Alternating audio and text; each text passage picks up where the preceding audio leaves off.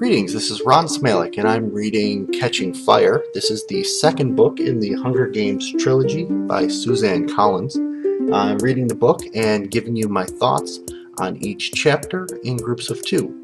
Hope you enjoy.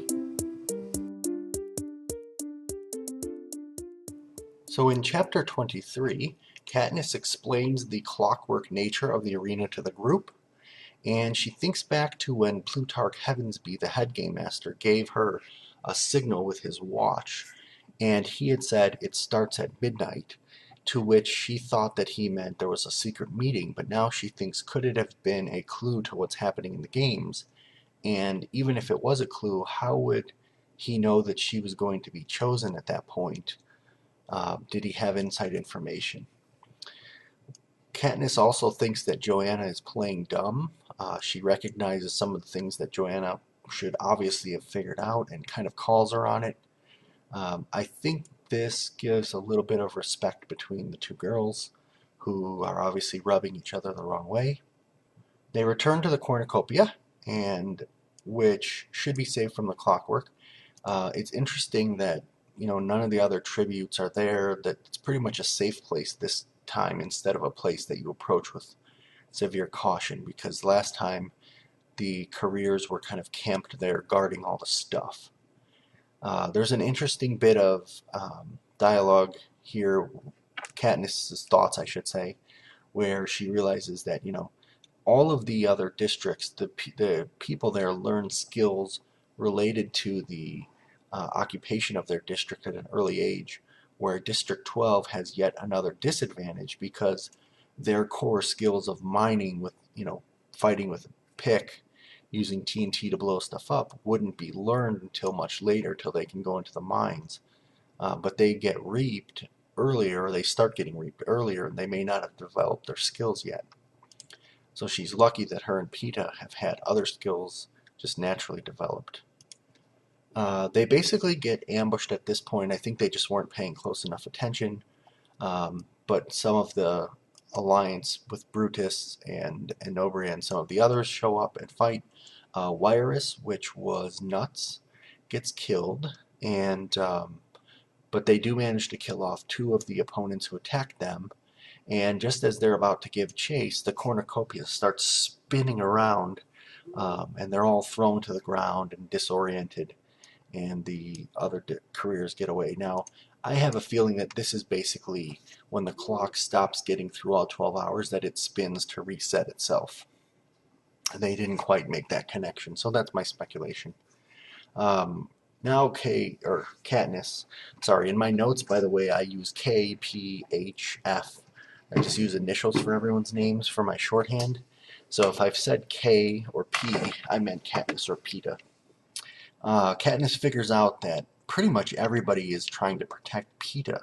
She goes back through their actions since they got into the game, and it seems fairly obvious, but she can't figure out why. And I wonder if Hamish has this grand scheme, or what's actually going on.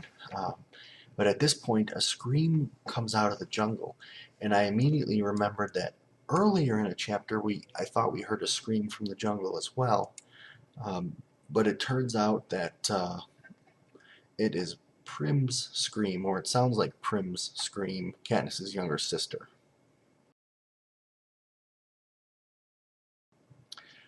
Alright, so chapter 24, Katniss finds a Jabberjay who is screaming with Prim's voice.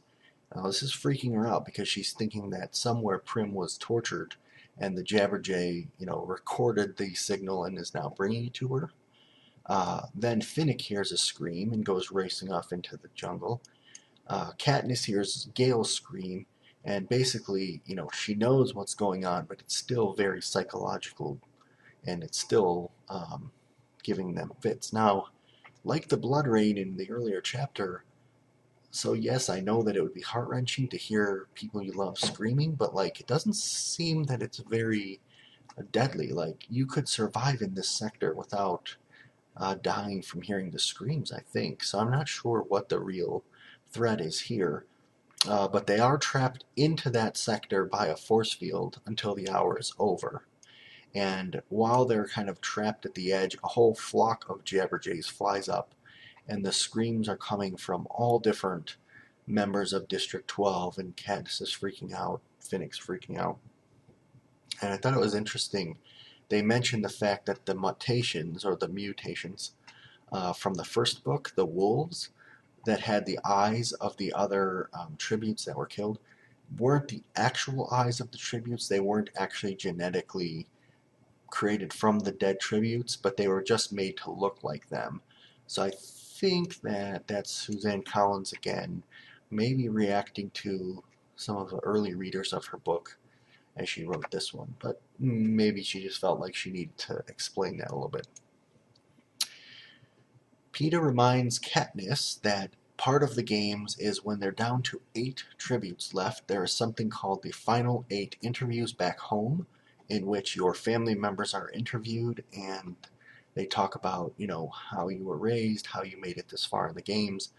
So assuming that is still going on, they could not have killed Prim because they would have needed her for the interviews. So that seems to mollify Katniss a little bit. Someone dies off in the jungle and basically is ripped to shreds. And then some rolls come down at this point. I don't remember exactly what prompted this sponsor parachute. It seems like they're getting a lot more basics this time than they were last games, but that could just be because Hamish is really working it for the Quarter Quell. Finnick counts the rolls that come from District 3, and there are 24 of them. And BT, which is volts, he seems to know what this means, so I think that the numbering scheme of the rolls that they're getting is some sort of message from Hamish. Not a message just to Katniss, but to everyone except for Katniss and Peeta, which is really intriguing to me. I don't know if that is a status update or if that is directions provided to them. But it seems like Hamish wouldn't have had that much time to really train all and convince all these other victors to go along, but we'll find out.